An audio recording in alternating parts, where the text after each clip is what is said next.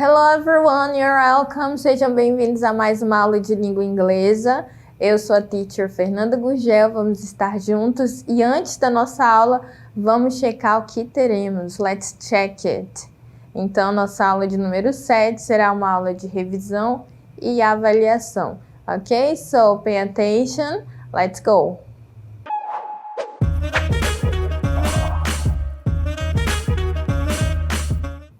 So, let's start our class. Vamos começar a nossa aula. E aqui nós temos várias peças de quebra-cabeça aí na tela. E elas estão separadas, mas nós vamos colocá-las juntos para que vocês deem uma olhada na formação de palavras, né? Nós vamos falar muito sobre essa formação, a palavra formada pela raiz, sufixo, prefixo. Então, isso funciona realmente como um grande quebra-cabeça aí, né, gramatical.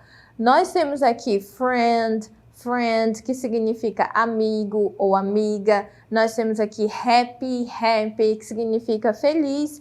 E temos outras partículas, né, outras letrinhas aí separadas. Nós temos ship, o li e o ness, que nós vamos perceber que quando nós acrescentamos elas na palavra, essa palavra muda de significado e muda também a classe gramatical, né?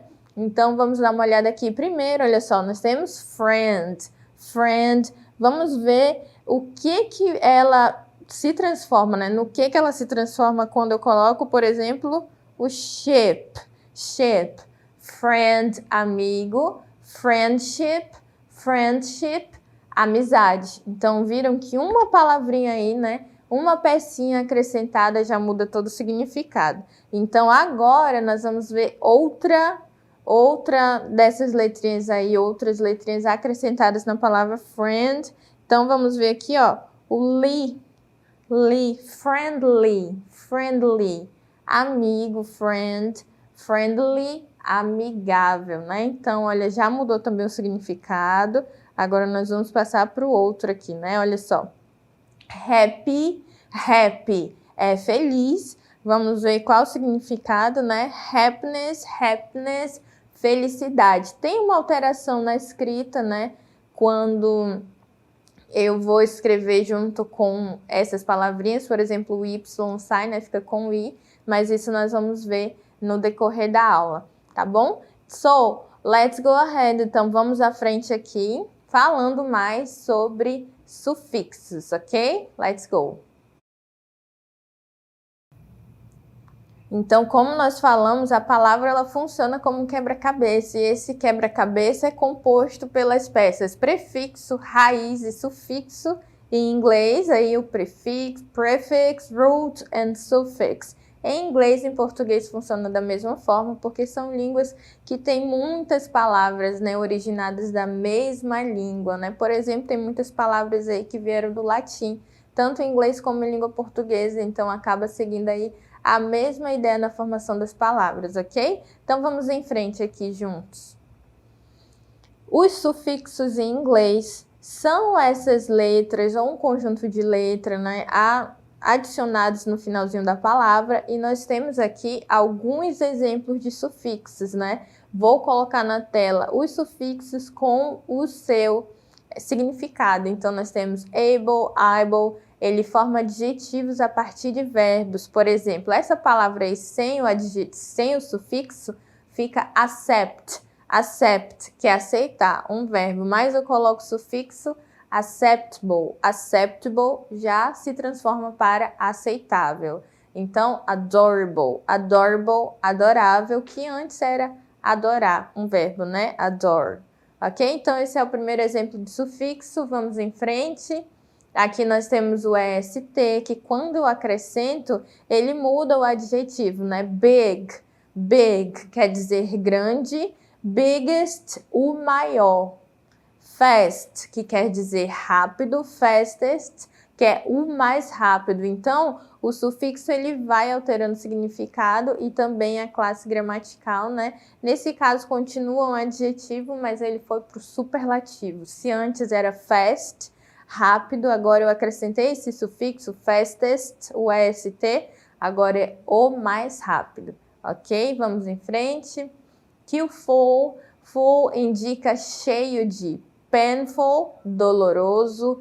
Useful, útil, né? Que antes era use, então acrescentei useful, útil. Ok? Vamos em frente. Aqui nós temos todos esses sufixos que indicam uma ação, por exemplo, action, ação, que significa o processo de algo estar acontecendo, né? Construction, construção. E todas as vezes, então, que o sufixo vier com essas terminações, ele vai significar isso, que algo está acontecendo, né? É o processo de algo, ok? Vamos em frente. Aqui nós temos iri, o ti, o nes, que formam substantivos abstratos a partir dos adjetivos. Sentimentos, ideias, aquilo que eu não vejo, né? Como, por exemplo, activity, atividade, infinity. Olhem as palavras, a forma que elas são escritas e identifiquem nelas aí os sufixos, ok? Então, vamos em frente. Temos muitos exemplos de sufixos, né? O li, como nós vimos lá na frente, hardly, dificilmente. Ele muda para essa entonação em português, né? Dificilmente, rapidamente, facilmente.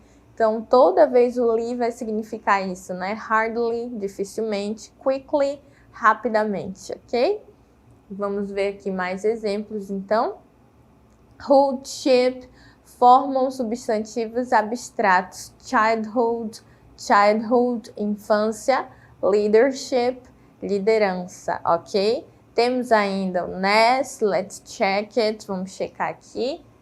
NES, utilizado em adjetivos para transformá-los em substantivos, como nós vimos lá no começo, e percebam que o Y saiu, né?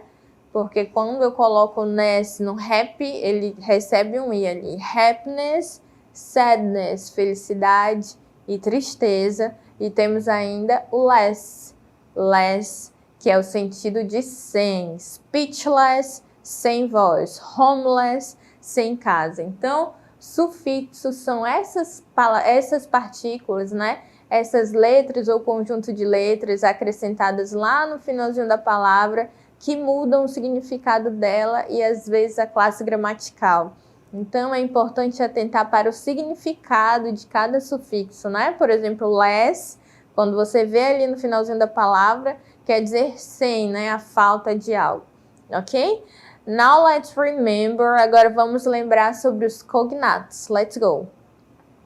Então, os cognatos, também chamados de termos amigos, olha só, os cognatos podem ser chamados também de termos amigos,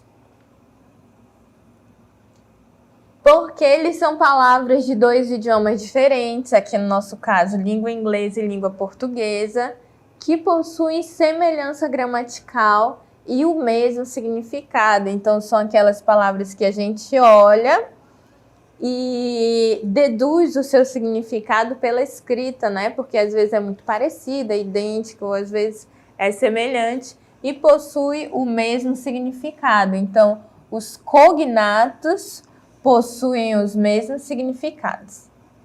Cognatos possuem os mesmos significados. Esse fenômeno idiomático acontece porque diversos termos, mesmo sendo de línguas distintas, possuem a mesma origem. Então, os cognatos, preste atenção, os cognatos possuem o mesmo significado, ok? Então, vamos ver na prática aqui alguns exemplos de cognatos, ok?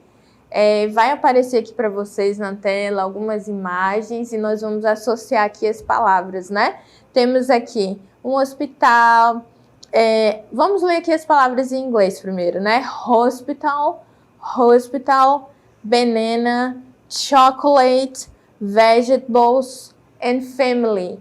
Essas palavras, quando vocês olham, vocês já associam a algo na mente, né? Por conta da semelhança com essas palavras na língua portuguesa. Então, eu vou colocar aqui embaixo das figuras para vocês verem como que funcionam os cognatos. A gente acredita, induz, né, com a mente um significado e realmente é. Então, são chamados de cognatos. Então, nós temos aqui, ó, hospital, que é realmente um hospital, né?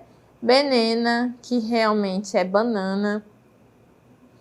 Chocolate, chocolate. Vocês percebam que esses três aí são escritos de forma idêntica. Eles são escritos assim, você olha e é tudo muito parecido com a língua portuguesa. A escrita é a mesma. Então, quando isso aconteceu, o quê? Um cognato, ok? Então, vegetables, vegetables já muda um pouco ali a escrita, mas você também já consegue deduzir o significado, né? Porque é parecido, vegetables. E family também tem uma vaga variação aí, mas também nos dá a entender o significado, né? A gente deduz pela semelhança, ok? Então, aqui são exemplos de cognatos. E agora nós vamos falar sobre os tipos de cognato, porque vocês viram que a escrita pode variar de um caso para outro. Let's go ahead, vamos em frente. Então, vamos falar sobre os tipos de cognato. Primeiro, nós temos os idênticos, que é o exemplo aí que nós temos, porque a escrita e o significado são iguais, né? São idênticos. Banana é escrito da mesma forma como eu escrevo em língua portuguesa, ok? Mas também temos o próximo aqui, esse é idêntico, e o próximo que nós vamos ver, prestem bastante atenção, é similar. Eles são similares. Significados iguais, porém uma leve mudança ali na escrita, como a palavra tomato. Tomato, que quer dizer tomate. Então, vocês viram que banana é escrito idêntico e tomate, tomato, nós vemos aí uma leve alteração, né, na escrita, mas o significado continua o mesmo. Então, vamos para o próximo. Esse aqui, os cognatos vagamente parecidos. O significado é o mesmo, mas a grafia já surge com bastante diferença nos dois idiomas, como a palavra technology, tecnologia. Apesar de ser uma palavra que você olha e deduz o significado por conta da semelhança, eles são vagamente parecidos, né? A escrita é diferente. Então, o cognato é uma palavra que é parecida e tem o mesmo significado. Mas e os falsos cognatos? Vamos relembrar. Olha só, os falsos cognatos, o que são?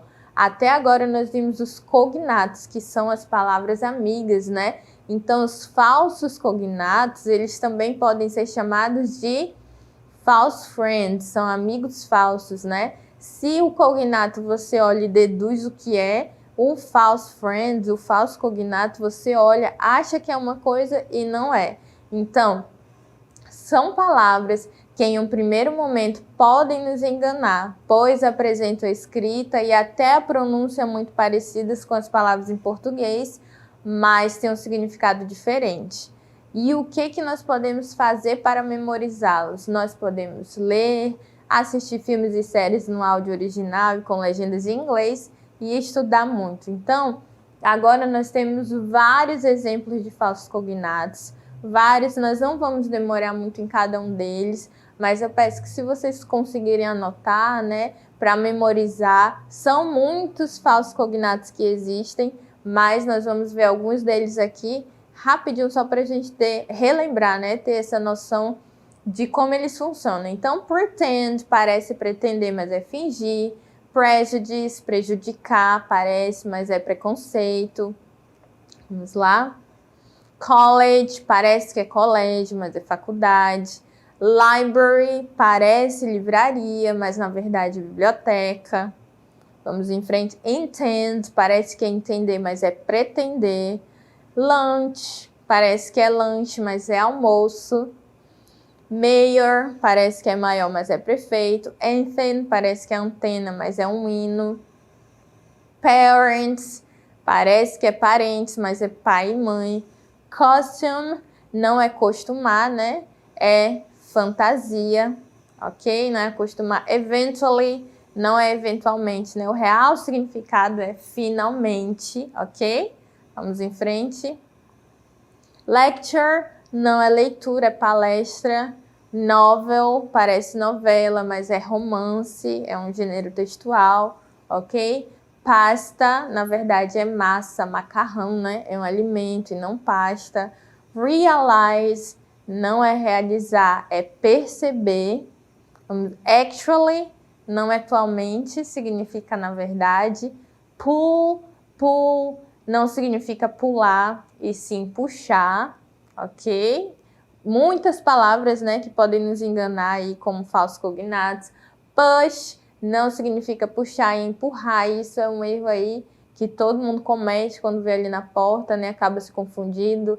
Patron não é patrão, é cliente. Então, nós trouxemos aqui vários exemplos de falsos cognatos. Então, só para a gente memorizar, falso cognato a gente acha que é uma coisa, mas não é.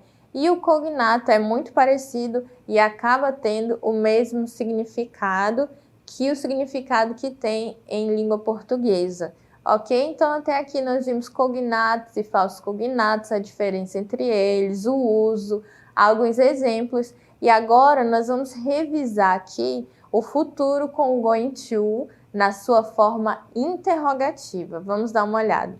Então, nós temos aqui duas perguntas com o futuro do going to. A Potira, que é a nossa personagem, está fazendo duas perguntas, né? What are you going to do after class? Então, o going to é o futuro, né? Que eu uso para planos mais concretos, né? Que eu tenho certeza que vão se realizar. Então, ela está perguntando o que você vai fazer depois da aula. E na forma interrogativa, né, nós temos duas formas. Uma que começa com essas palavrinhas aqui, ó. What, por exemplo, where, o que, onde, né?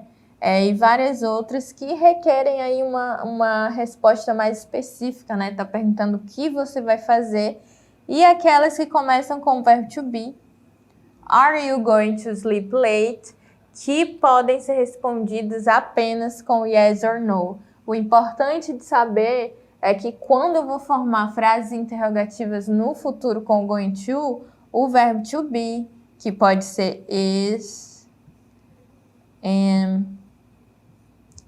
ou are, vem sempre antes do sujeito, tá bom?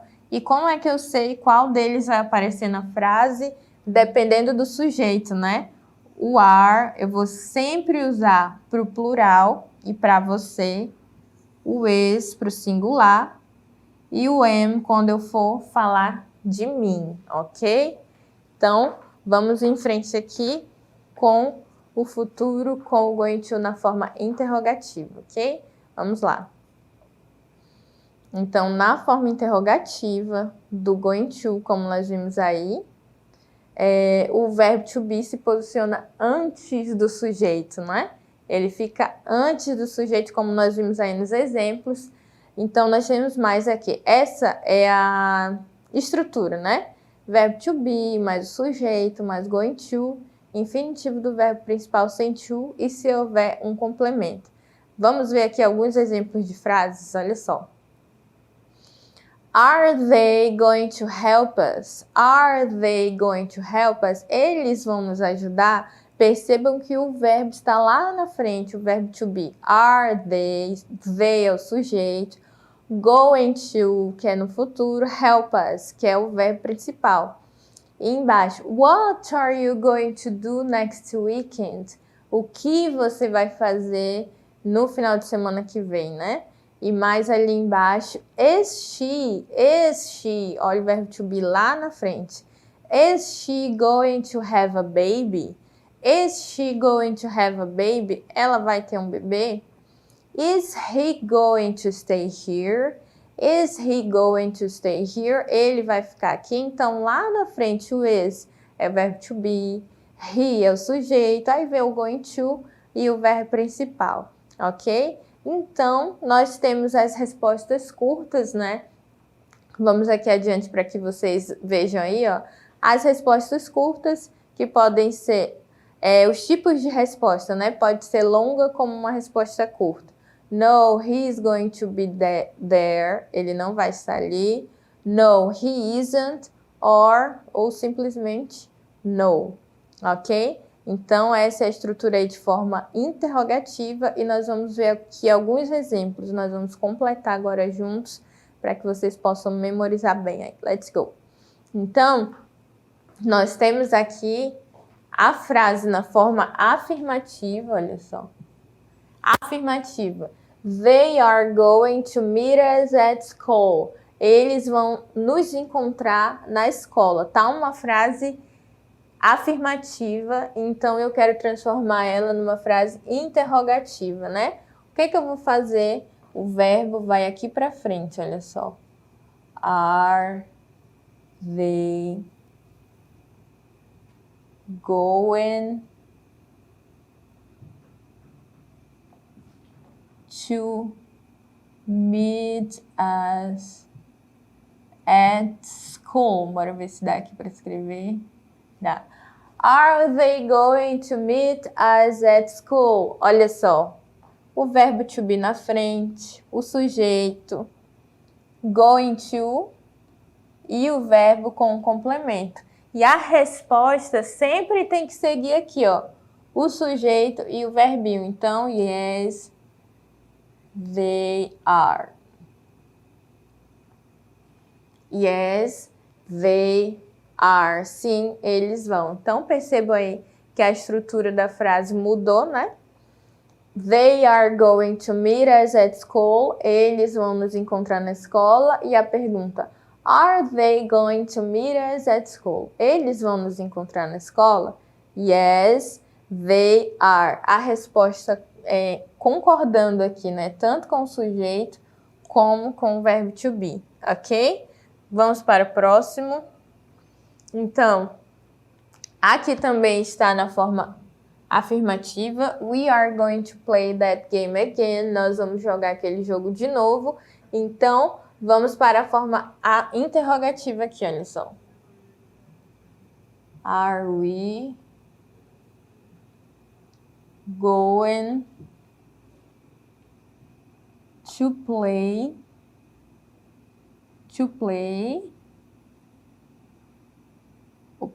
that game again?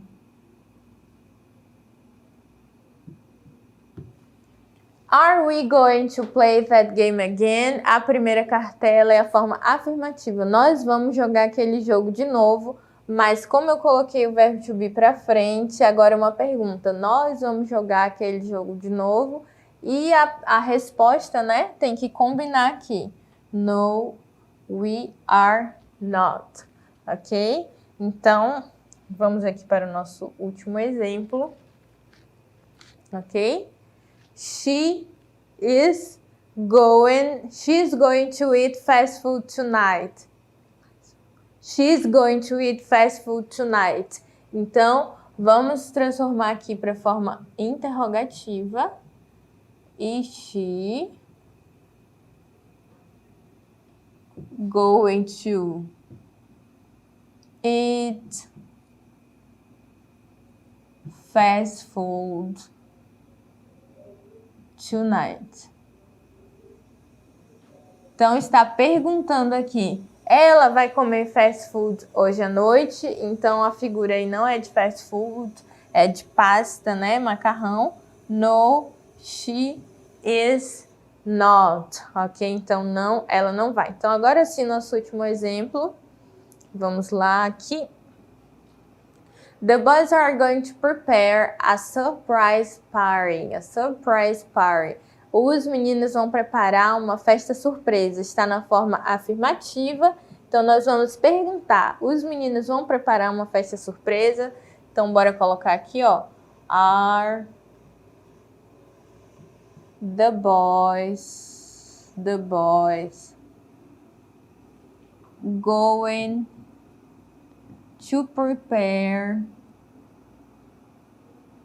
a surprise party?